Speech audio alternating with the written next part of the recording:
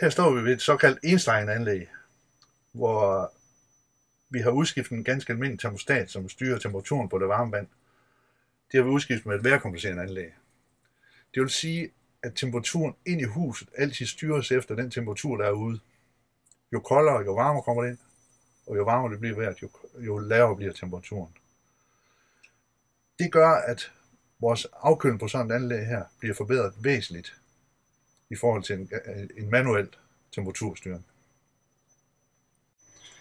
Bent, kan du fortælle os lidt om, hvad udfordringer du havde, før du fik monteret det her, og hvilke forbedringer du synes, der er blevet efter det?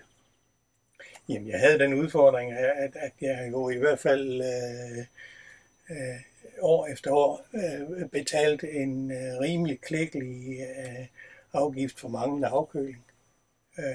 Og det var simpelthen faktisk umuligt. Og, altså, det skete der måske nok, at jeg så den mig op på en afkøling, der lignede noget, men altså generelt set, så lå den der langt under 30 grader. Og jeg har eksperimenteret en hel del med, hvordan jeg skulle få den til at fungere på den måde der. Altså det, der egentlig virkede bedst, det var når jeg gik herud og regulerede den på fremløbstemperaturen. På temperaturen, ja. Ja. Og ellers så har jeg forsøgt andre ting også. Men det vil sige, at inde i huset havde du sådan set dine ventiler stående fuldt åbne? Det havde jeg ikke dengang. Nej, okay. Men altså, det fandt jeg så ud af efterhånden. Det var så, hvis det var en af jeres teknikere, der gjorde mig opmærksom på det. Ja. Og så styrede det herud. Og så styrede jeg det herudfra. Ja. Siden vi har fået det her, der er det jo meget minimalt, hvad vi har rørt. Men nu kører vi med stort set samtlige radiatorer i huset er tændt, og så regulerer vi på den der. Ja, hvis den ikke selv. Hvis ikke den selv gør det, det sker nogle enkelte gange, at kurven den lige skal væves en tak op eller en tak ned. Ja. Men altså i det store hele, så passer det egentlig sig selv. Ja. Og det har vi jo været virkelig godt tilfreds med, og vores afkøling, den ligger jo, det ved du måske egentlig bedre, end jeg gør. Fordi jamen sidst jeg lige regnede efter, der lå lige på knap 35 grader. Ja, og det er noget andet, fordi indimellem så har vi været helt nede langt under 20. Ja. Men komfortmæssigt, har det så gjort noget skade, eller er det blevet bedre? Jamen det er da blevet langt bedre, fordi altså,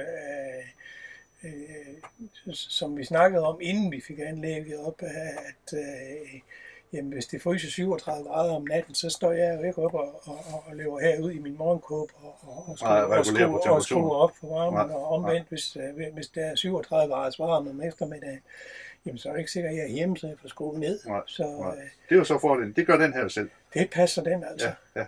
Er det varmt udskruet ned, er det koldt udskruet op? Ja. Og så nu her i sommer, der gjorde vi det jeg tror i slutningen af maj, der har vi lukket samtlige radiatorer inde i huset, undtagen gulvvarmen i badeværelset. Ja. Så jo, det er meget tilfredsstillende, og hvis det så ovenkøbet viser sig, at vi rent faktisk får en besparelse ud af det også, og det tror jeg, at efter hvad du siger i hvert fald. Ja, den beregning, der er lavet med gradet af det hele, så ligger på cirka 20% til nu. Ja, altså en besparelse på 20%. Ja, på de der 9 måneder, vi har kørt med det. Ja. Men det synes jeg egentlig også, det er meget tilfredsstillende, og